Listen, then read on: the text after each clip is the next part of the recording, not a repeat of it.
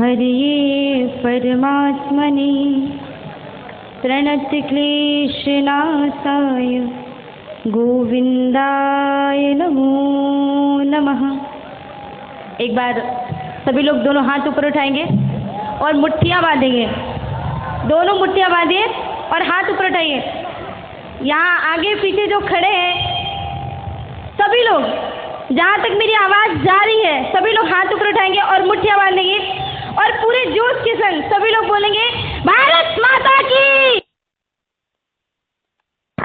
शेरों की आवाज़ में ऐसी गर्जना होनी चाहिए कि सारे गीदड़ दुम दबा के भाग जाए। तो दोनों हाथ ऊपर उठाए हैं आपने जैसे, वैसे ही पूरे जोश के संग सभी लोग जोर से बोलेंगे। ऐसी आवाज आनी चाहिए कि पूरे बेंगलुरु की धरती में गूंजनी चाहिए। भारत माता की, हिंदू राष्ट्र की, हिंदू धर्म की जय जय श्री राम, जय जय श्री राम, जय जय श्री राम। मंच पे विराजमान पूज्य तेजावर तीर्थ स्वामी जी, जिनके चरणों में वंदन करती हूँ, प्रणाम निवेदित करती हूँ। मंच पे विराजमान वीरेंद्र हेगड़े जी, उनको भी वंदन करती हूँ। मंच पे विराजमान सभी पीठों के पीठाधीश संत, विश्व हिंदू परिषद के पदाधिकारीगण, सभी को प्रणाम करती हूँ। इस धरती पे पधारे हुए भारत माता के वीर पुत्र, मेरे हिंदू सभी भाई बहन, आप सभी को भी मैं प्रणाम करती हूँ, वंदन करती हूँ। देखिए, मुझे तो आपकी भाषा आती नहीं है, ना ही मैं समझती हूँ, पर एक ही छोटी सी लाइन आती है। बस इतना ही आप सभी को कहना चाहूँगी कि इल्लरिगु नन्ना नमस्कार गिलू। आपको पता है, मैंगलोर आने से पहले बहुत सुना था यहाँ के बारे में। सभी लोगों ने कहा कि कार्यक्रम बहुत अच्छे से सक्सेस होगा, बहुत अच्छा कार्यक्रम होगा। लेकिन जब 33 करोड़ देवी देवताओं ने अपनी उपस्थिति दर्ज करा दी ना, जब ये पानी बरसने लगा, तो मुझे पता चल गया कि कार्यक्रम तो सफल होना ही है। ये पानी नहीं बरसा है, ये भगवान का आशीर्वाद बरसा है हिंदू राष्ट्र को पूर्ण करने के लिए। ये बादल नहीं गरज रहे हैं, ये हिंदुओं की धर्म गर्जना हो रही है। आज इतना बड़ा प्रांगण भी हिंदुओं के लिए छोटा पड़ रहा है। ये इस बात को सिद्ध करता है कि हिंदुओं को भारत देश में ही नहीं, अपितु में दुनिया में ऐसी कोई शक्ति नहीं जो हिंदुओं को मिटा सके। हिंदू था, है और हमेशा रहेगा। आज का ये जो सम्मेलन है, ये विश्व हिंदू परिषद की स्वर्ण जयंती के लिए मनाया जा रहा है। 50 वर्षों में विश्व हिंदू परिषद ने अनेक कार्य किए हैं। सबसे बड़ा कार्य एक ही है, विश्व हिंदू परिषद ने हिंदुओं को जोड़ने का कार्य किया है। जो हिंदू भटक गए थे, सारे हिंदुओं को जोड़ने का कार्य किया है, तो विश्व हिंदू परिषद ने किया।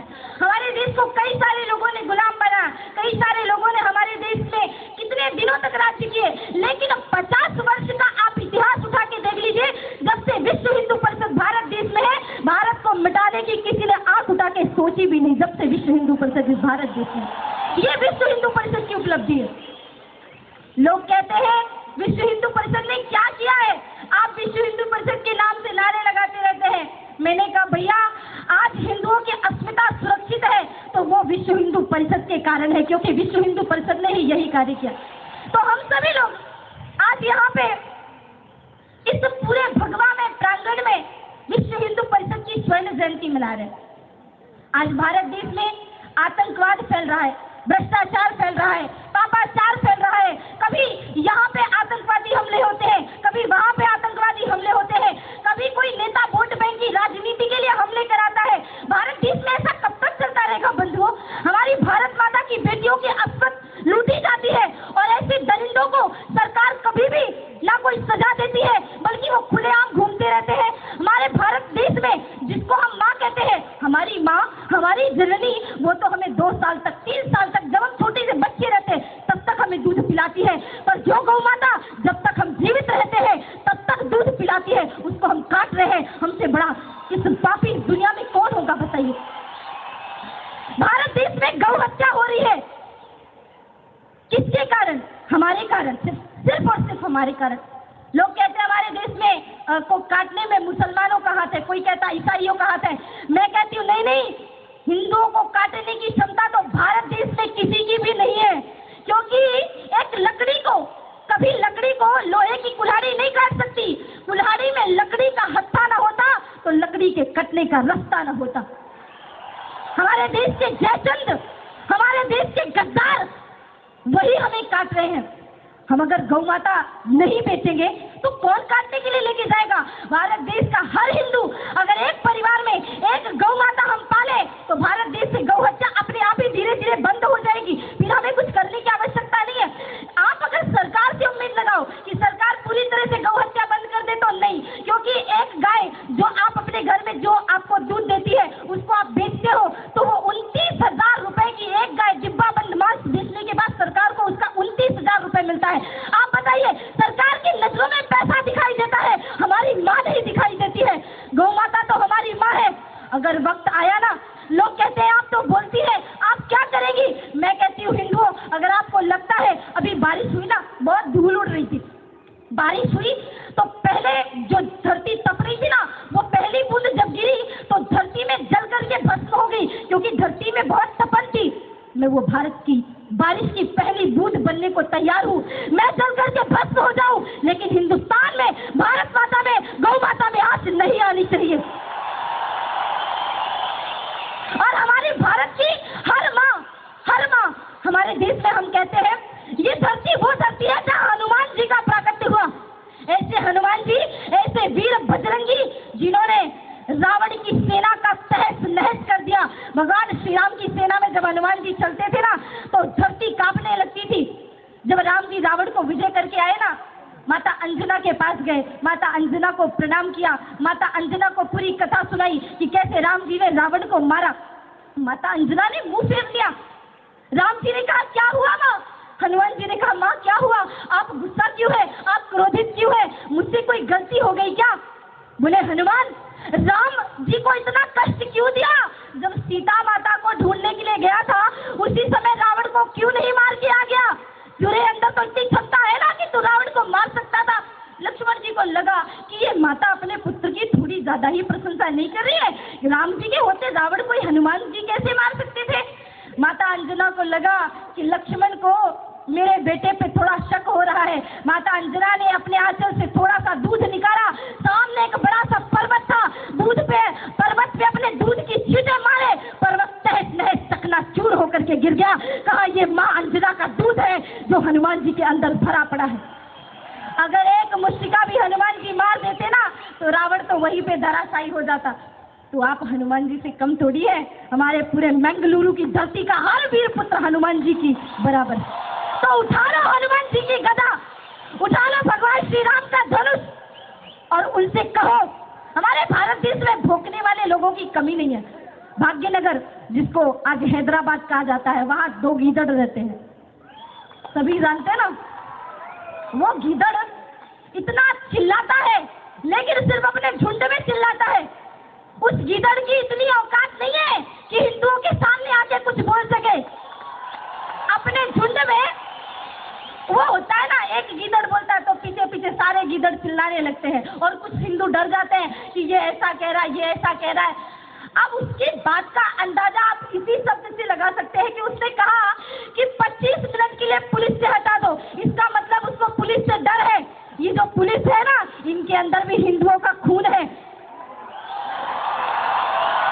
अगर भारत की पुलिस को ललकार के कहता है ना, भारत की पुलिस अगर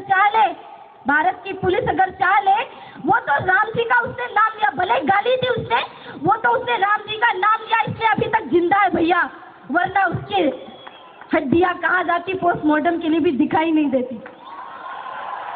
होते ऐसे कई लोग, होते हैं ऐसे गीदड़ जो रहते भारत देश में है, खाते भारत देश की और बजाते पाकिस्तान के। ऐसे देशद्रोहियों को जूते मार के भारत देश से निकाल देना चाहिए।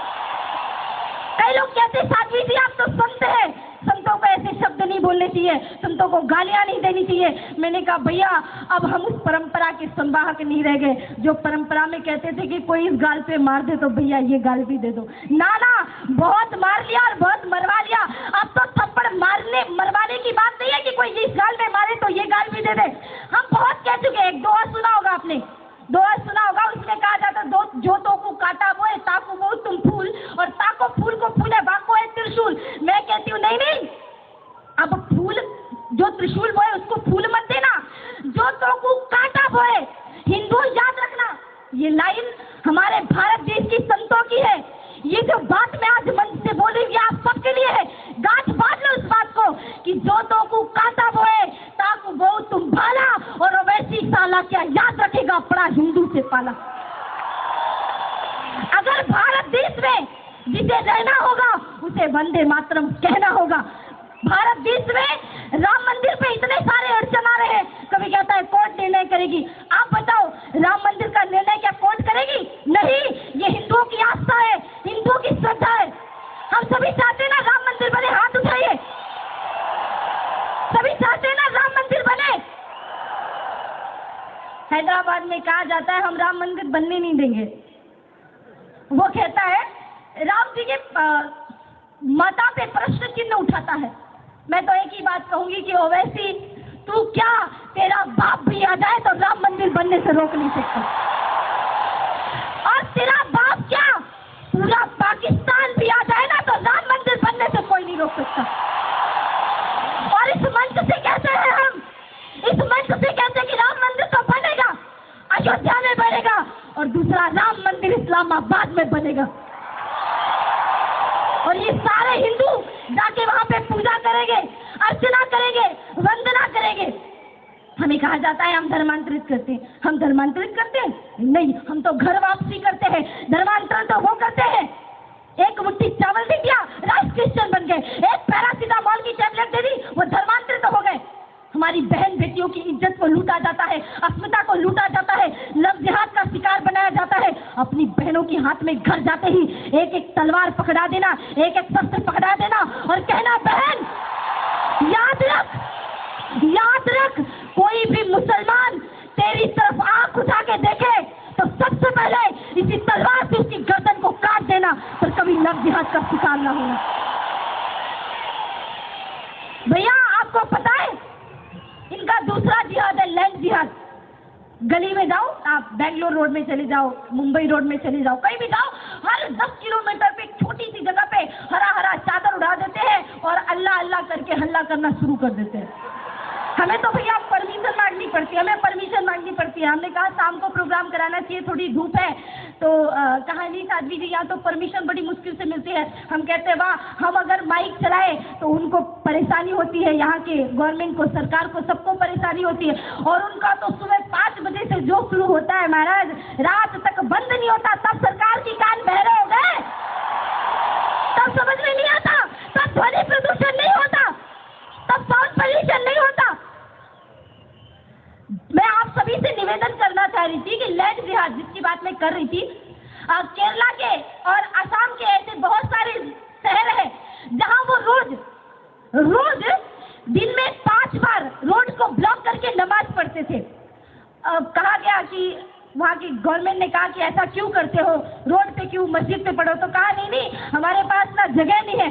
तो 6-7 मंजिले की मस्जिद बनवाई गई, बाकायदा गवर्नमेंट ने उनको डोनेशन दिया, 6-7 मंजिले की उनकी मस्जिद बनवाई गई और कहा सुप्रीम कोर्ट ने ऑर्डर दिया कि अब रोड ब्लॉक नहीं की जाएगी, सबको परेशानी होती, मस्जिद से नमाज पढ़ो।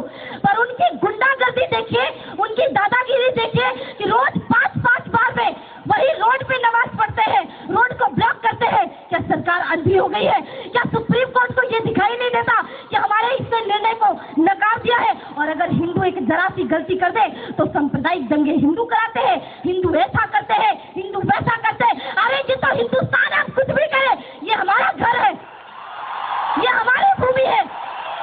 हम चाहे तो किसी को लात मार के अपने घर से बाहर निकाल दे, किसी का घर थोड़ी है, ये तो हमारी भारत भूमि है, ये हमारा देश है। लेकिन सबसे बड़ी बात है कि अपने घर में हम अतिथि की तरह, हम अपने ही घर में बेगानों की तरह रहते हैं, हम अपने ही घर में पराये की तरह रहते हैं। और किसी देश में जाके देखिए, हिंदुओं का कोई मानवाधिकार है? ना उनको वोट बैंक, उनको ना वोट देने का अधिकार है, ना उनको कोई मानवाधिकार वहां पे प्राप्त है।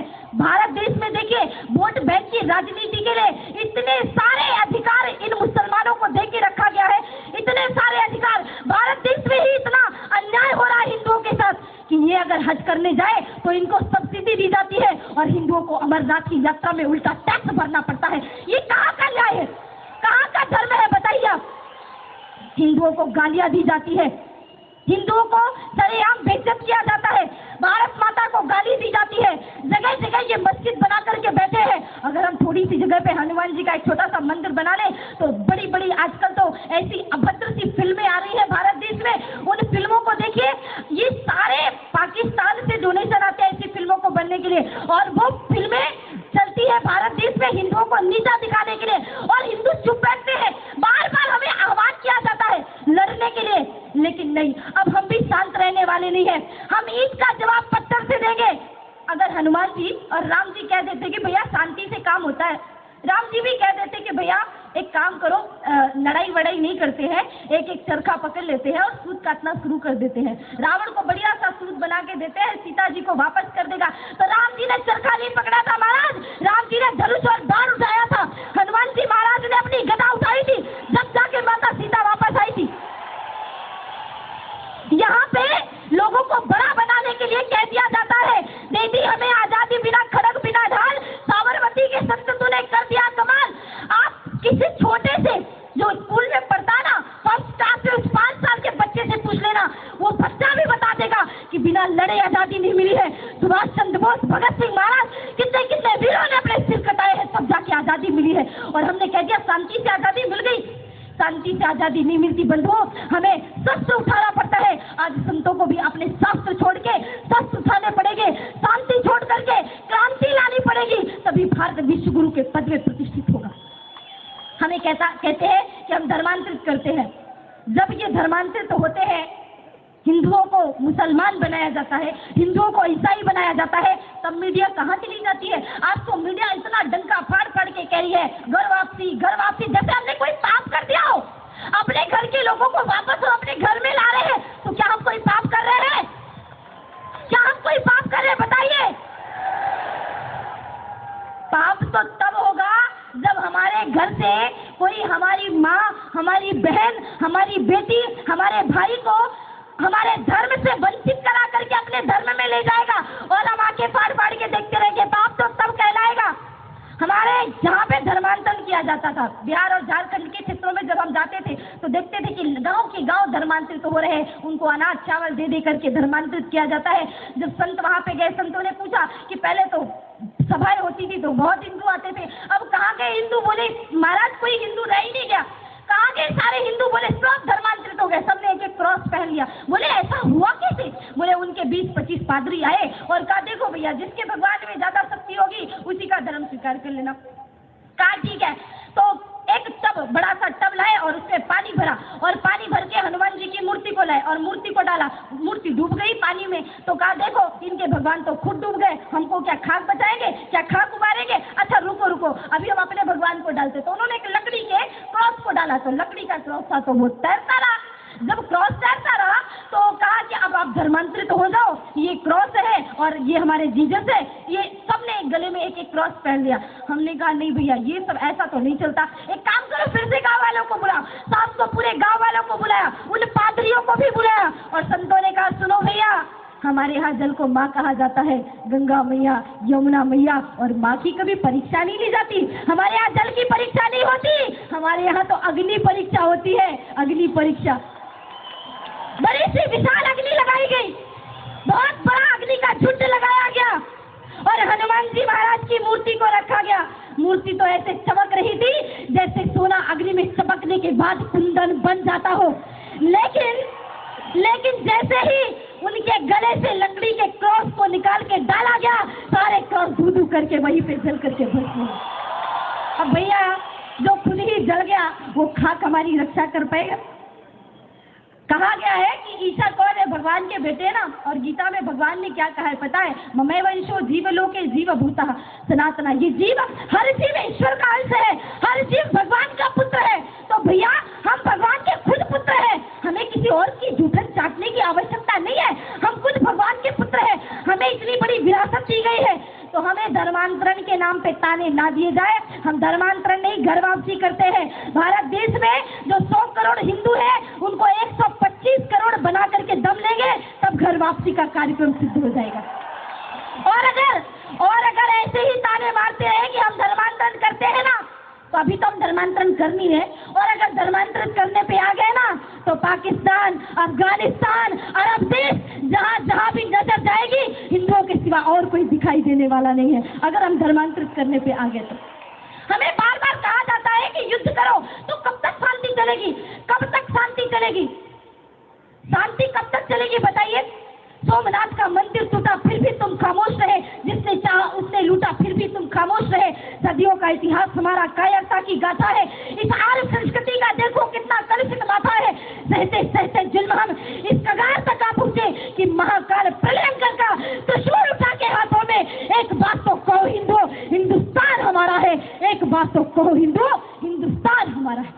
ये भारत भूमि हमारी माँ है। हमें बार बार लड़ाई के लिए प्रोत्साहित किया जाता है। भारत के संताते कहते हैं लड़ो, और नेता कहते हैं लड़ो मत। पाकिस्तान से हाथ जोड़ते कहते हैं मैं पाकिस्तान से निवेदन करता हूं कि शांति बनाए रखे। अब शांति से कुछ होने वाला नहीं है, शांति से अब कुछ भी होने वाला नहीं है। बहुत हो गई शांति। सदियों से हम विश्व शांति का अनुष्ठान करते आए, मानवता के हित चिंतन का वृंदगान करते आए, किंतु समर की बेला में हम महाकाल बन जाते हैं। वक्ष फाड़ के दुश्मन का लहू तक पी जाते हैं। 17 बार क्षमा करने की परंपरा हम छोड़ चुके, और अब ना रहम की आस लगाना सप्तवेदी चौहान पे, क्योंकि ये जो भगवे दिख रहे हैं ना, अब ना रहम की आस लगाना सप्तवेदी चौहान पे, क्योंकि अब की भगवान लहरा देंगे पूरे पाकिस्तान पे। बार बार हमें युद्ध के लिए कहा जाता है ना, तो करो युद्ध, हमारा कोई घाटा नहीं होगा। हाँ, हमें अभी कहा गया 25 करोड़ हिंदू मुसलमान 100 करोड़ हिंदुओं को मार डालेंगे, 25 मिनट के लिए पुलिस हटा दो। याद है ना, एक बार पुलिस हटी थी 6 दिसंबर के दिन, और बाबरी का ढांचा चकनाचूर करके रख दिया था बजरंग। मैं तो कहती हूँ पुलिस को भी शामिल कर लो। ये जो पुलिस वाले हैं इनके अंदर बहुत अंदर से आग जल रही है। इनको तो ऊपर से ऑर्डर मिलते हैं, वरना ये खुद ही कब का इनको मिटा करके तहस नहस करके चकनाचूर कर दे। इतनी आग जलती है ना इनके हृदय में, जब ये देखते हैं। मुझे कई सारे लोग कहते हैं साथी जी हम ये करना चाहते हैं, तो हम भी आज कहते हैं इसी मंच से कि करो युद्ध, करो युद्ध। हम भी अपना सपना सच कर लेंगे, सिंधु नदी के पावन जल से श्रद्धा की अंजलि भर लेंगे। करो युद्ध, हम तुमको तुम्हारे खून से नहलाएंगे, और जितने देखे स्वप्न उसको मिट्टी में मिलाएंगे, और कुत्ते तक भी ना जाएंगे जिन्ना की पहचान पे, और अब की भगवा लहरा देंगे पूरे पाकिस्तान पे। तो हमें बार बार युद्ध के लिए ना ललकारा जाए। अगर युद्ध हुआ तो भारत देश रक्त रंजित हो जाएगा, लेकिन हिंदुओं का नहीं, इन गीदड़ों का ही खून बहेगा। हिंदुओं का तो बाल बाका होने वाला नहीं। देखिए, समय अपनी सीमा से जा रहा है।